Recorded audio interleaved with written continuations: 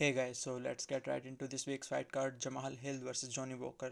Now, this fight would have been exciting if Johnny Walker was fighting like he used to fight before, but since he has been training under SBG under the coaching of Conor McGregor's coach, John Kavanagh, he has not looked like himself. He was very defensive in his last outing against Thiago Santos, and he fought very defensively. He went all 5 rounds with Thiago Santos that we never thought he would because that fight was supposed to be a banger and fireworks, but that did not happen, and it was a very boring fight that nobody really liked.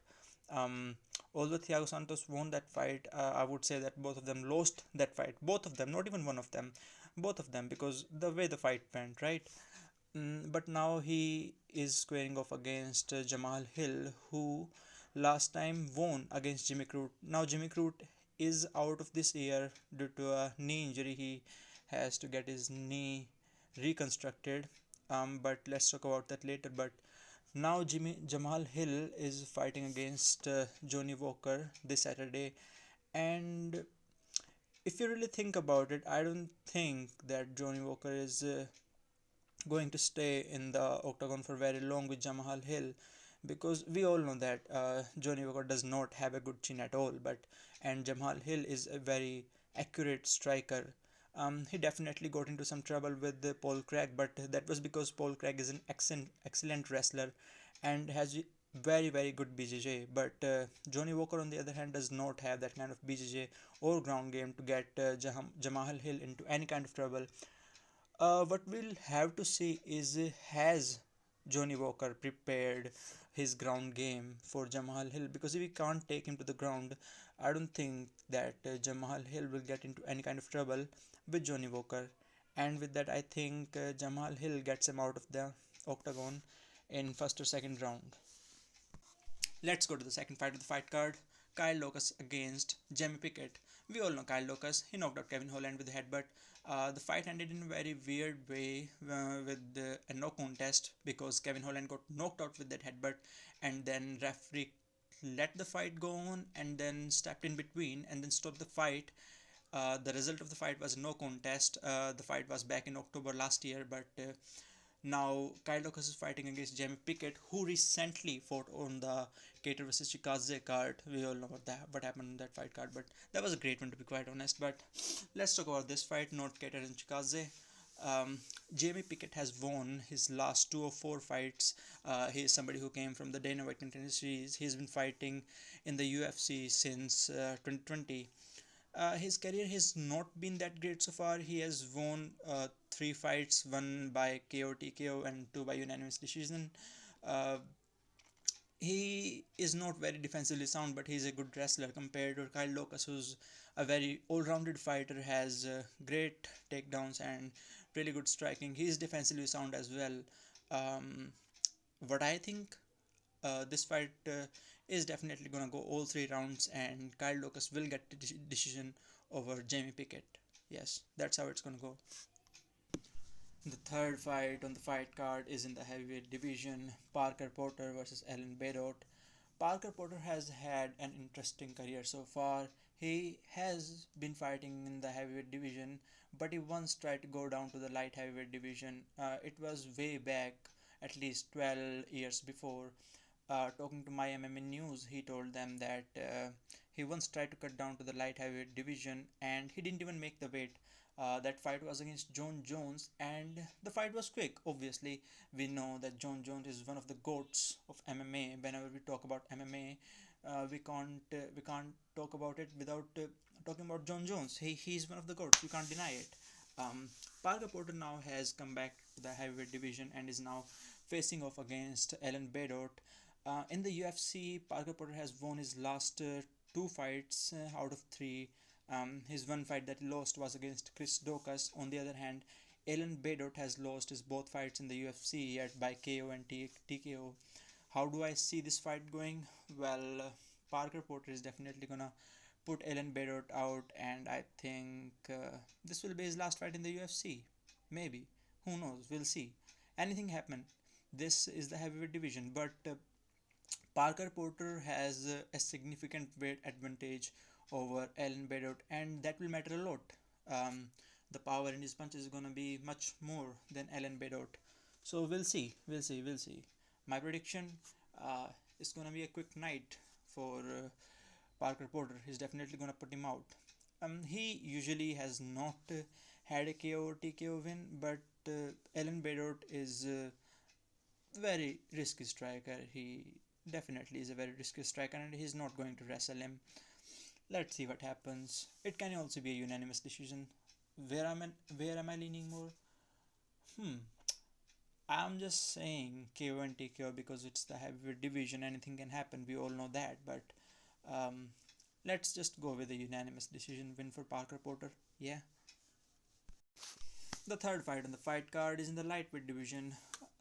Habib has left the division, and Charles Oliveira is now right now the reigning king of the division. But there are some old horses in the division like Jim Miller who are still fighting to the day. Um, if you remember, Jim Miller is the guy that got knocked out by Donald Cerrone, lost to Nate Diaz, has lost almost all the big fights, lost to Dustin Poirier, lost to Dan Hooker, won against Charles Oliver, the current lightweight champ, and then lost to him also after uh, a few fights when they fought again. Now he is squaring off against Nicolas Mota in the lightweight division, who is 12 and 3 overall and has won one fight on the Dana White Contender Series. It's his debut in the UFC. Uh, Nicolas Mota is a striker for the most part, while Jim Miller is an overall veteran of the sport. He knows his wrestling, he knows his striking. His last fight was against Eric Gonzalez. He won that fight in round 2 rounds via KO and TKO. How do I see this fight going? Well, let's see. Jim Miller can definitely use his experience to get the decision win over Nicolas Mota if he gets if he if he, if he gets reckless. But for the most part, I think this is Nicolas Mota's first real test in the UFC. We can't count we cannot count Jim Miller out because he's old and has a lot of mileage. Um, he has won against the best of the best like Dan Hooker, Charles Oliveira, but he has won against the up and coming talent, and Nicolas Mota is one of those guys. We'll see how this fight goes. How do I see this fight going? I think Jim Miller is gonna use his experience as a veteran and get the decision win over Nicolas Mota. The last fight on the fight card is Joaquin Buckley versus Abdul Razak Al Hassan. Abdul Razak Al Hassan last time knocked out Alessio Di Chirico via a head kick. Alessio Di Chirico is the same guy who also knocked out Joaquin Buckley that Abdul Razak Al Hassan is fighting. Joaquin Buckley got famous with his spinning head kick knockout against Jordan Wright. He knocked the guy out in the second round with a spinning head kick. That was the most ninja move you have ever seen in the UFC yet. Um, we'll have to see how it does against Abdul Razak Al Hassan. The guy definitely lost against Kevin Holland by a knockout and also lost to Alessio Di Chirico via knockout. So we don't know how he is yet. Um, he has been hyped too much. You definitely have seen the highlight reel of him against Jordan Wright everywhere by now. Abdul Razak Al Hassan is in his own rights is a really good fighter. He was on a 3 win streak before he went on a 3 losing streak, and now he's back in the win column by a knockout against Alessio Di Chirico. This fight against Joaquin Buckley will be very important for him to stay in the UFC and show everybody what he got. Let's see what happens in the middleweight division. The reigning king Joaquin Buckley does not see any challenge in the contenders coming up, and he is correct. He is correct. When you look at the division, there is nobody that is going to give him any trouble. We thought that Kevin Holland might give him some trouble, but he's going down to the 170-pound division. Anybody else that is coming up does not have that kind of accolades to give Izzy some problems. Let's see how this goes.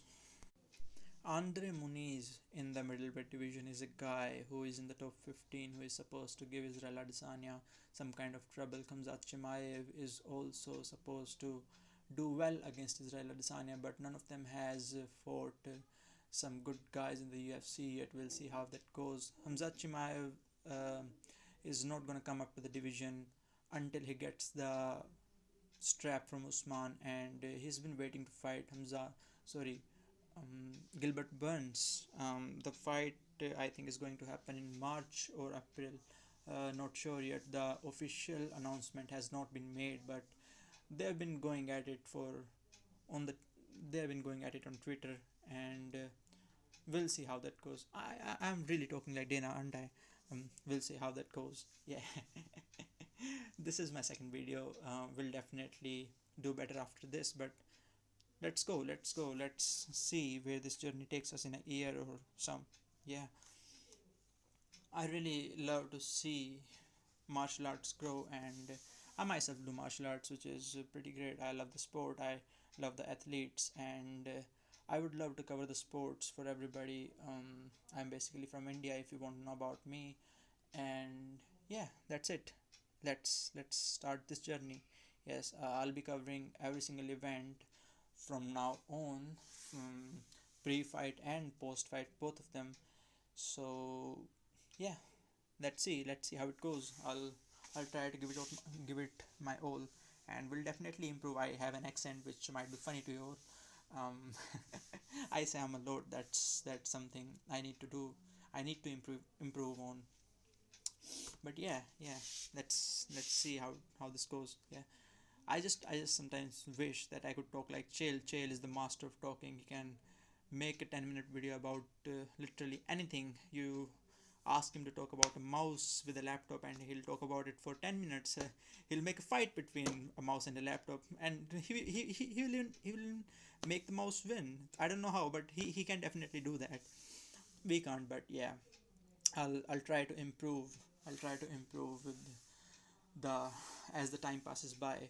I definitely have to learn how to articulate myself better than this, because this is not how it's going to work after a year. I can't be this amateur in this field, because there are many out there who are really good. I am even starting to think to start a podcast, which might be good for me, because talking for an hour about MMA is better than actually breaking down fights, because making a 10-minute video is not really in my arsenal right now. I have to learn all that, and I'll do that. And I think starting a podcast will also help me talk in a better way to all you guys. And let's see how that happens. Follow me on Twitter. I am Money Picks. Definitely don't follow my picks. Okay, you can. I'm just kidding. Okay, I'm just kidding. You can actually follow my picks, but yeah, that's on your own risk. We might even get a sponsor someday, but for right now, with starting, I have 5 subscribers on YouTube. They are all me, to be quite honest. But yeah, let's see how it goes. I'm gonna post this on Twitter, and let's see if somebody checks it out. My last video was yeah, my let's not talk about my last video. It was pathetic. But yeah, I'll see you all after the fights. Goodbye.